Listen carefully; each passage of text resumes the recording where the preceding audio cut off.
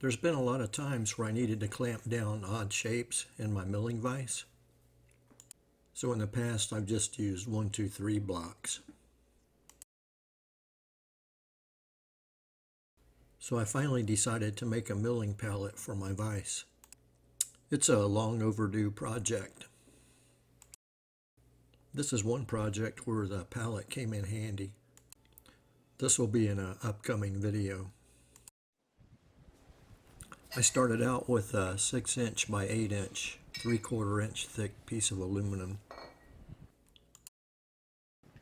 It's too wide to fit in the vise, so I'll have to move the rear vise jaw to the rear of the vise.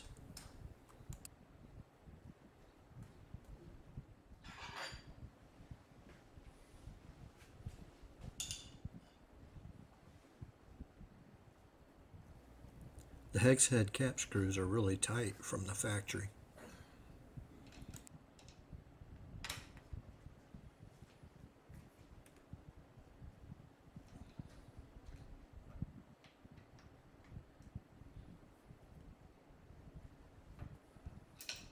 I added a mini split air conditioner to my garage.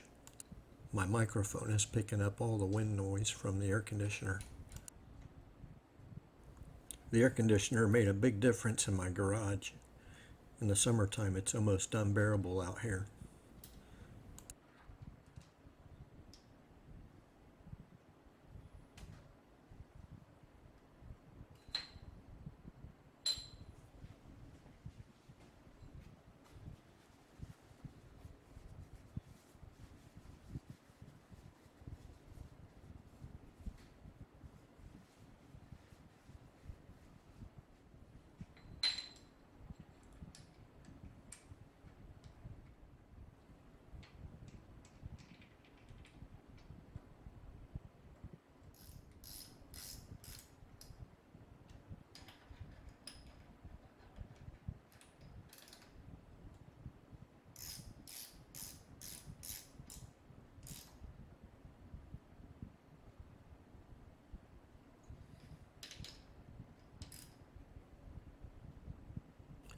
I used a parallel that's the exact same height as the vise body to hold the workpiece even on the opposite side.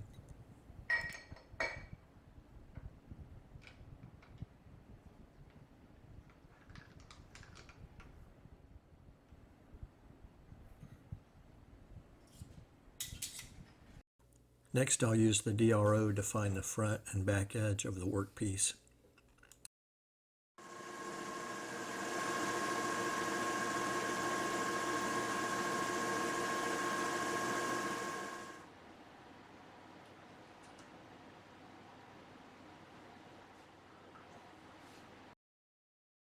Next, I need to remove 1 inch of a material from each side of the workpiece.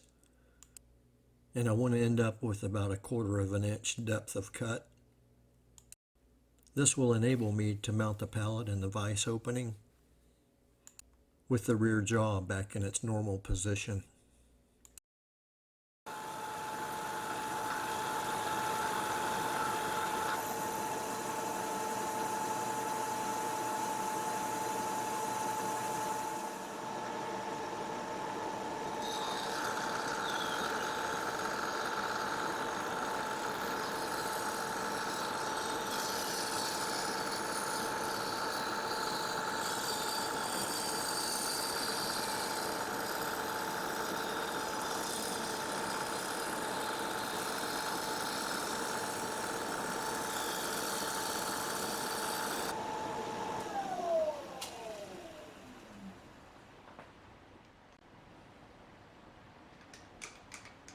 Since the settings are already in the DRO, I'll just flip the workpiece around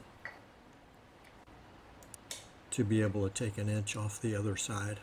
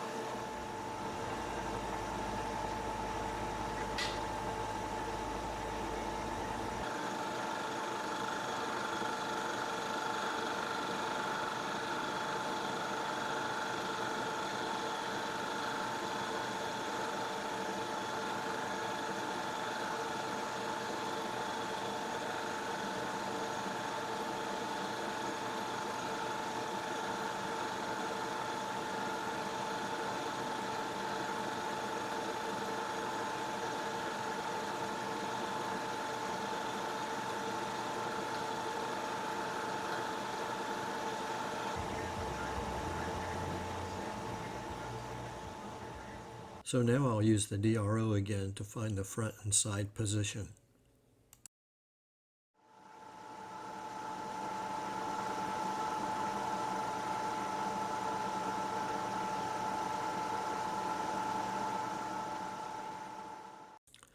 I've already taken all the measurements and mapped out all my hole positions for the workpiece. So my first threaded hole is going to be a 1/2 inch in from the front and the side. I'm going to use the grid function on my DRO to do the hole pattern.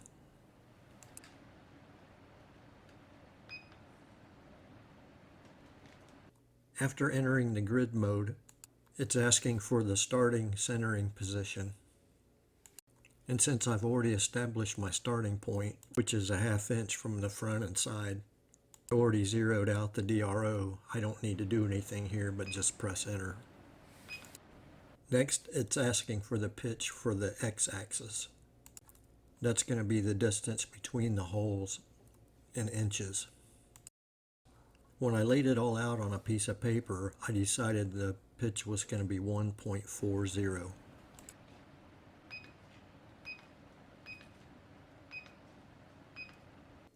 Next, it's asking for the pitch for the y-axis, and that's also going to be 1.40 inches.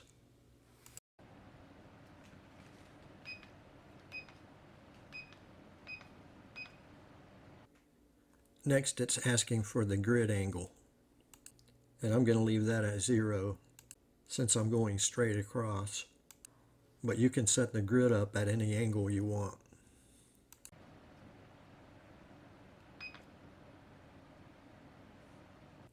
Next, it's asking for the number of holes along the x-axis. I want it to be 6 holes.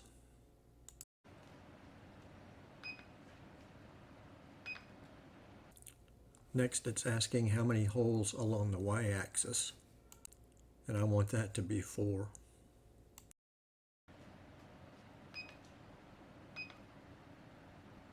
So now it's ready for me to drill my first hole.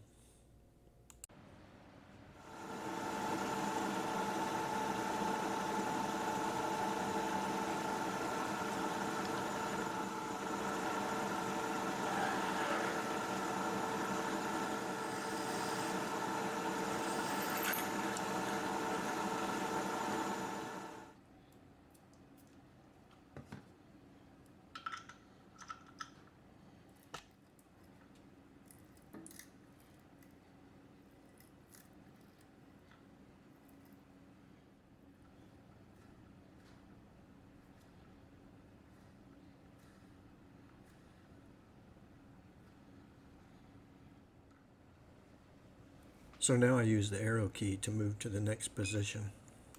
So now I just move the x-axis on the milling machine until it zeroes out, and that's my next hole.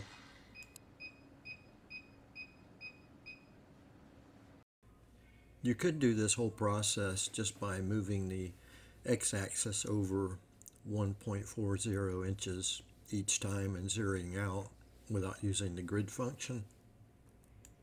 And the same way with the y-axis. The good thing about using the grid function is that it remembers every hole position. So you could skip around if you wanted to, or you could drill all the holes first and then come back and do the tapping later.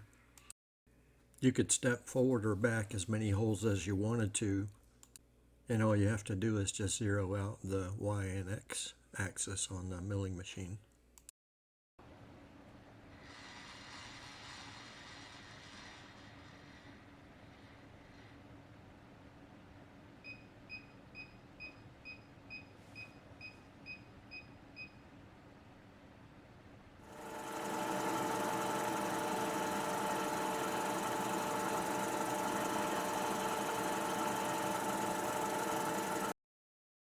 Now that I have all 6 holes drilled and tapped on the x-axis, when I hit the next function on the DRO, it's going to tell me to go 1.40 inches on the y-axis.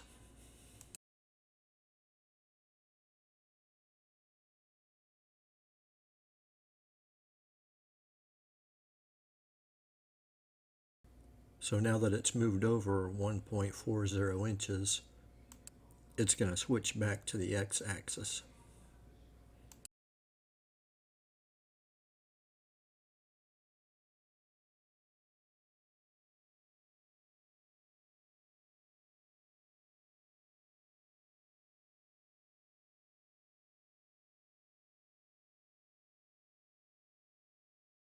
So again, after I have all the holes drilled on the x-axis, it's going to step over to the y-axis again.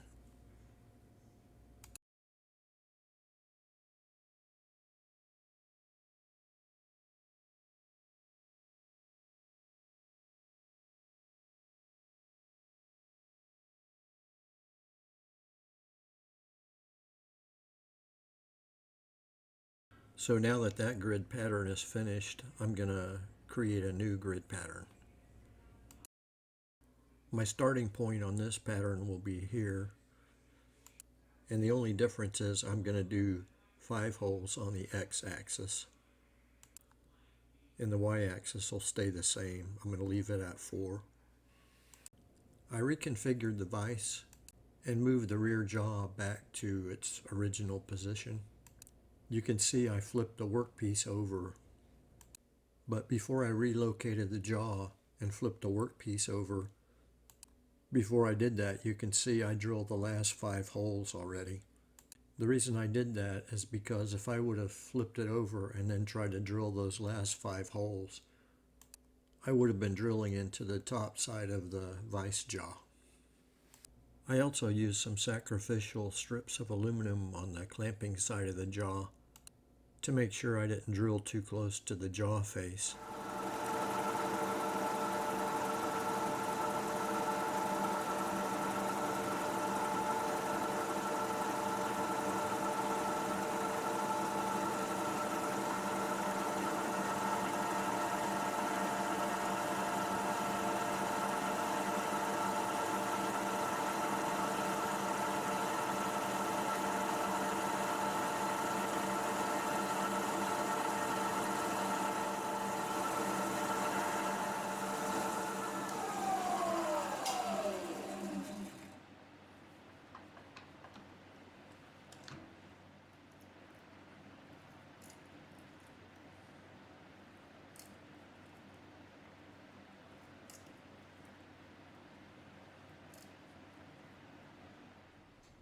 Now that all the holes are drilled and tapped, I'm going to reface the top of the pallet.